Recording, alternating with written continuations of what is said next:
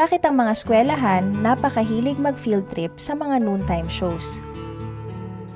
Yan ang hindi siguro maganda sa ating mga educational tours.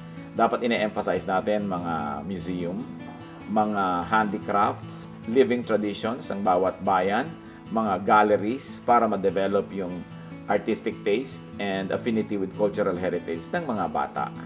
Yun namang noon times yun sa papanood nila sa TV araw-araw kung gusto nila eh.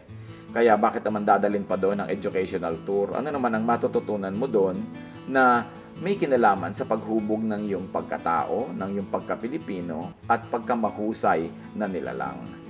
Siguro dahil may mga marketing companies kasi ngayon na nagpapackage at nagbebenta ng tour sa mga school, baka yan ang pinakamadali nilang gawin at popular.